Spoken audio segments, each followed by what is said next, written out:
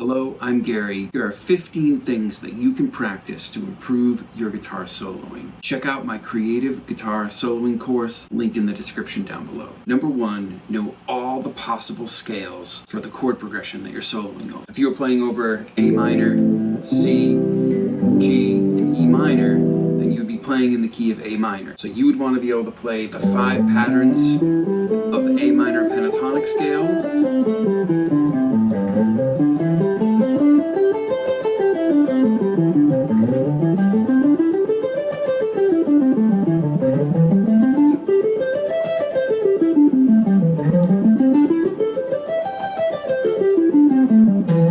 You could use the A blues scale, which would be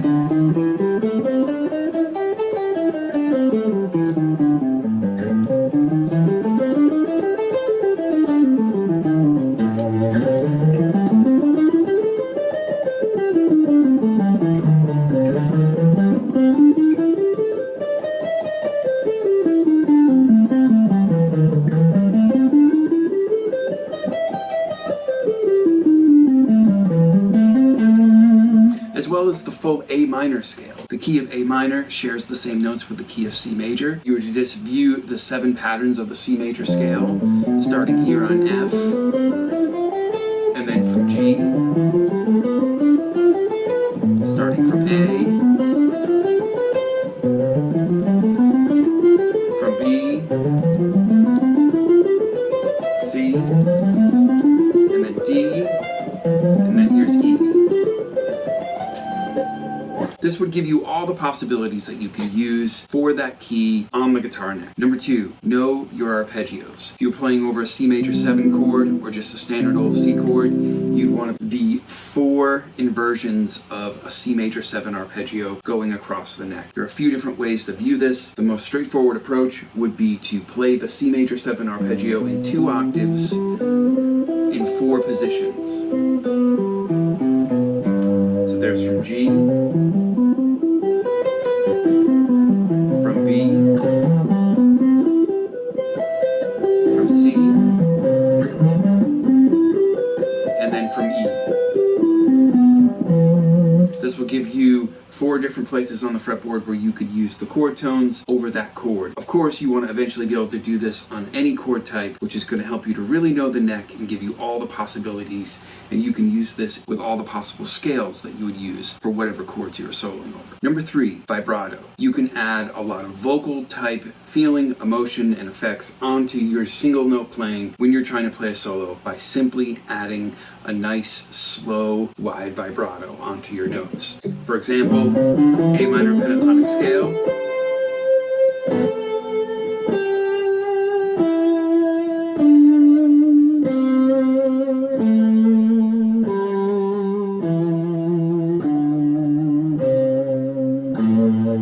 and it's important with vibrato that you don't move the notes, or move the vibrato rather, too quickly so you don't sound out of tune. Common mistake. Another thing could be to bend the note too far and stay on the bent version of the note too far so you also sound out of tune. You don't want that. You want the note to sound nice and natural and in tune, and you want to go above and below the pitch evenly when you're vibratoing the note.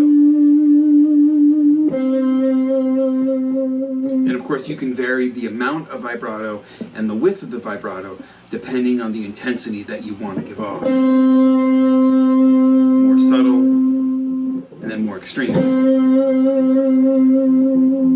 So that would be done by also adding the width as well as the speed, within reason, of course. What I tend to do is just put the meaty part of my first finger here against the bottom of the neck. I use the back of my palm to simply get this sort of motion against the note. When I'm using, say, my third finger, I'm going to use all 3 fingers as if I'm fretting all 3 notes, and move the note back and forth that way. One thing you could do is play through each one of your scale positions in vibrato, each note, to help you to build the technique. And also it gives you an idea of what you need to do in each position to get the type of vibrato that you want on each one of those positions as well. Number 4, hammer-ons. When you're playing through notes on your instrument, it'd be pretty boring if you were to be picking every single note. If you use hammer-ons,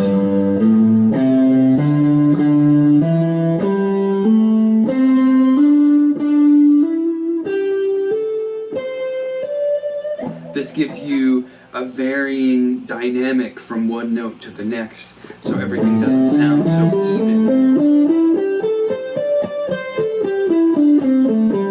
Which of course that can be useful as well, but it's really the variation between the two. Brings us to number 5, which would be pull-offs. And pull-offs are the exact opposite of hammer-ons, where you're going from a higher note to a lower note. And pull-offs do the exact same thing, but usually when you're going from a higher note to a lower note. What's important here and what's different about pull-offs than hammer-ons is that you have to somewhat attack the note from this sort of downward away motion.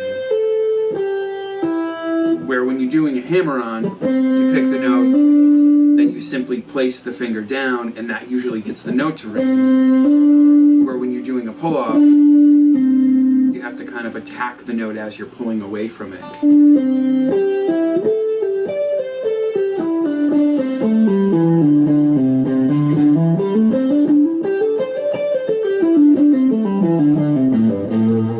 Hammer-ons and pull-offs are best practiced by using your scale patterns and ascending hammer-ons and descending pull-offs to help you to build the technique.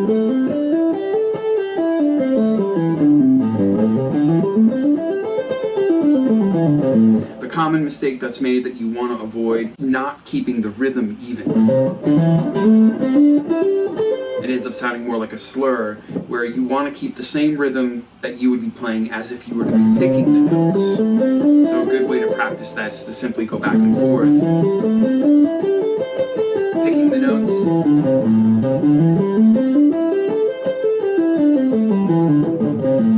and then hammer-ons and pull-offs.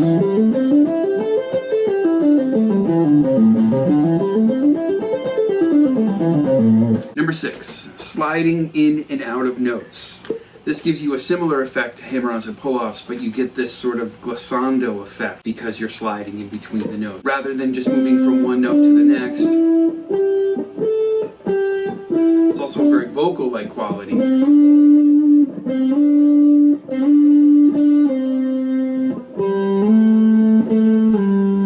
And you could also do longer slides.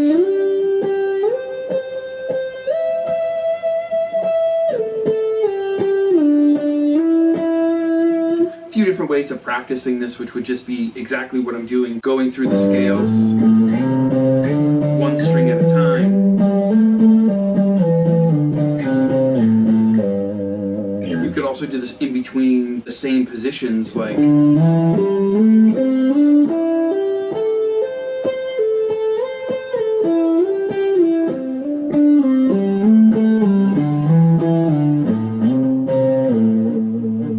very musical effect. Number 7, bending. Another very vocal-like effect. Takes a little bit of work to make that connection between how far you need to bend a note and the pitch of the note. But once you get there,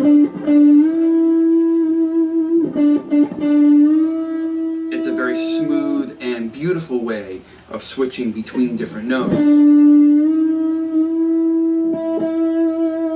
And the thing to practice here is bending up into the pitch of a note from below, as if a singer was sliding into a note from below. You could do this with half steps, you can do this with whole steps, you could even do this with a quarter step type bend, which the quarter step type bend gives you more of a bluesy type sound.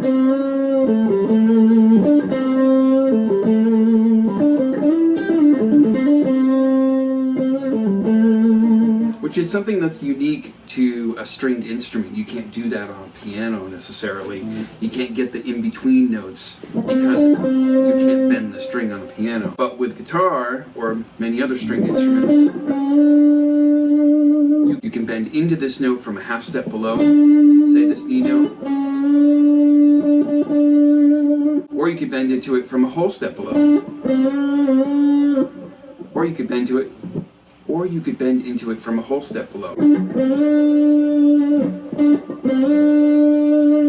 you can see that it's a bit easier bending with your second or third finger than it is bending with your first finger.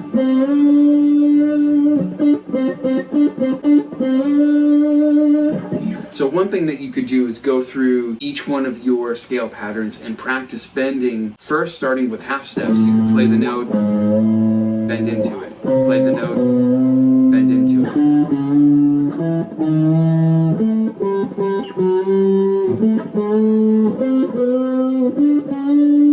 Then you can do the same thing with whole step bends, which is a lot harder, of course. And you can do this with whole step bends, which is a little bit more difficult, of course.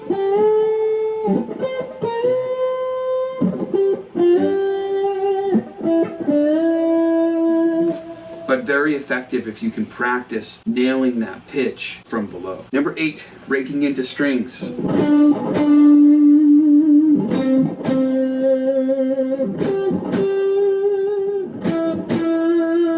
I love this effect because it gives this percussive effect going into a note, and to give it more dynamic and to give it more emotion. Now what you're doing is you are raking into the string that you're playing from below. You have a lot of leeway here with how many strings you rake, how hard you hit, and what the variations are between each note.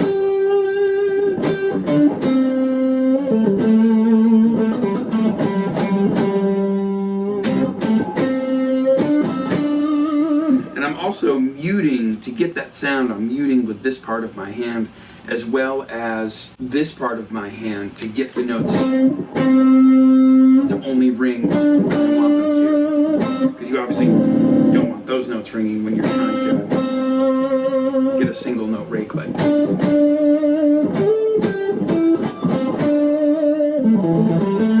Number 9 is trills. And what a trill is a rapid repeating succession of 2 notes going back and forth. This takes a little bit of practice. It definitely requires a lot of left hand strength or fretting hand strength. And it's normally a rapid succession of hammer-ons and pull-offs. You wouldn't normally pick those notes, though you could.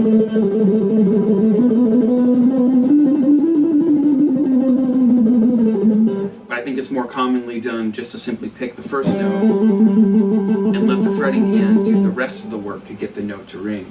One way that you can build your fretting hand strength is starting slow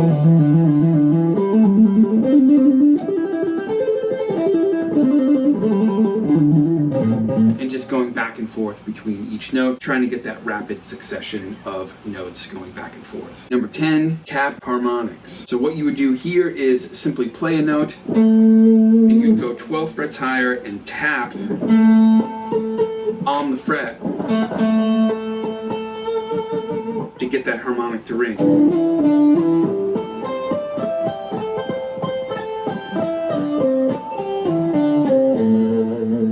I guess we commonly know Van Halen for being the most famous for this kind of thing. And of course you can move this anywhere as long as you're tapping 12 frets above.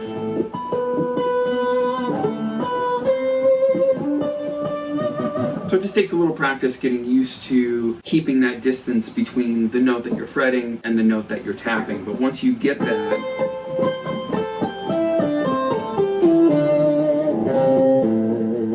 you get a very cool effect. Number 11, pinch harmonics. This is done by digging your thumb into the string behind the pick. When you pick the string, notice I'm kind of combining that with a rake because I like the sound of it.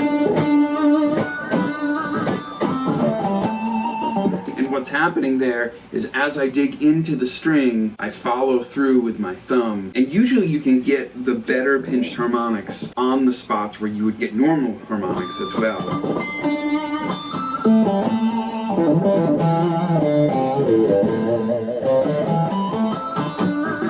When I was a kid, to learn how to do this, I would just simply play through the scale, trying to do harmonics on every single note.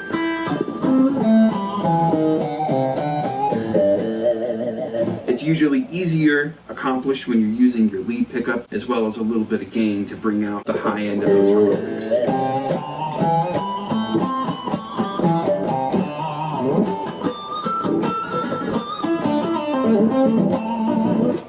super useful and a lot of fun. Number 12, using not only the pick when you're soloing, but also your fingers. And there's a lot of different degrees of variations for this. The most basic combination of pick and fingers would be considered hybrid picking. And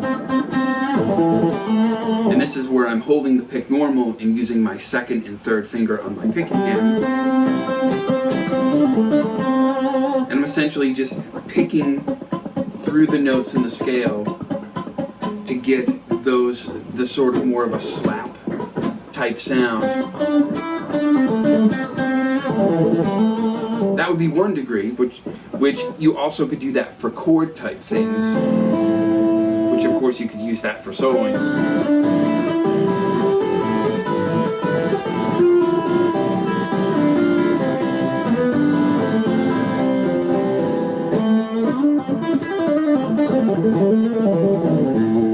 But you also could do things such as just tucking your pick away somewhere in your hand, whether it's between the thumb and your first finger or just in the palm of your hand while you're using these three fingers. And just simply playing with your thumb and your fingers, which can give you some interesting sounds. When you play a downstroke with your thumb, you can use that as a hard attack, or you can get this sort of thicker, throaty type sound.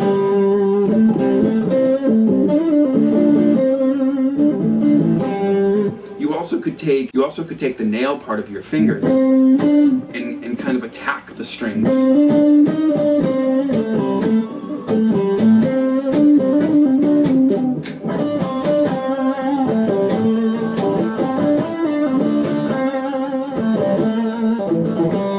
And mixing those different combinations, whether you're either slapping the string, or I guess picking it, giving you a slapping type sound, or you're kind of strumming the string. But notice this is all in conjunction with somewhat raking the strings as well, because you don't always want the notes ringing together, but if you just wanted one note, you would obviously have to mute the notes that you don't want to ring. But between those different combinations of this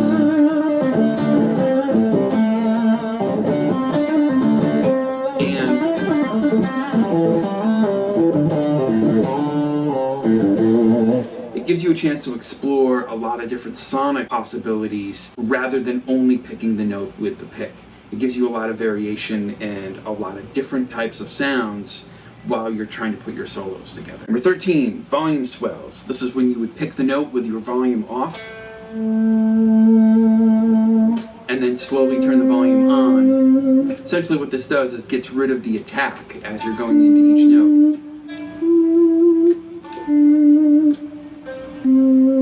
Now if you're really close to the person, you can hear them turning the volume on and off and picking the string. You'll still know what's happening, but if you were only hearing the signal coming out of the amp, then you wouldn't hear the attack.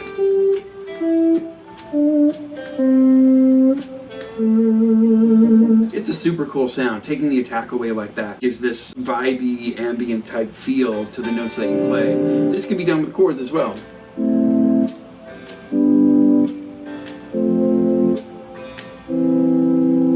Very, very useful technique. Number 14, tremolo picking. This is when you would rapidly, in succession, pick a note or a series of notes with your picking hand. So this is somewhat used as an effect when soloing. You could stay on one note. You could slide in between different notes in the scale. You could also stack notes, say like thirds.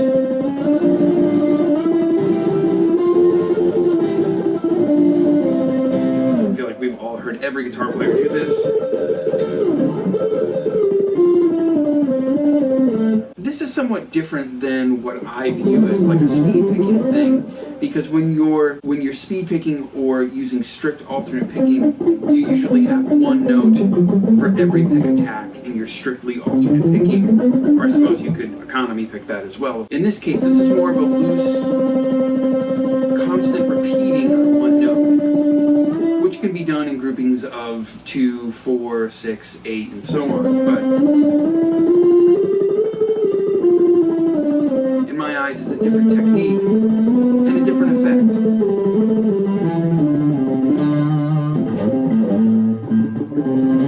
It doesn't have to be done on high strings either. It could be technique to add variety onto your soloing. Number 15 is palm muting. Now, when we think of palm muting, we think of playing this type of thing. But when soloing, you can use palm muting a few different ways, such as just simply a series of slow notes where you're kind of staccatoing the notes and then using different degrees of that palm muting as an effect.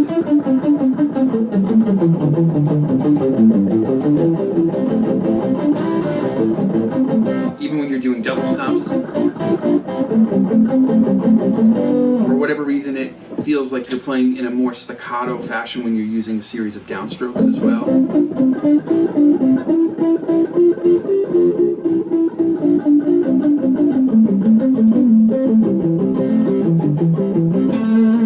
Another thing that you could do would be when you're legatoing notes.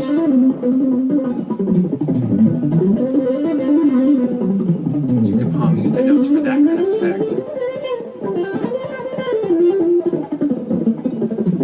And if what I'm doing there is I'm taking this part of my palm and simply resting it on the string, somewhat using my ear to gauge how much you want to palm mute those notes. So a couple of very useful effects there. Hope you enjoyed these 15 techniques. Take a look at my creative guitar soloing course. I'll leave a link in the description down below. Hope you enjoyed this lesson. I'll see you next time.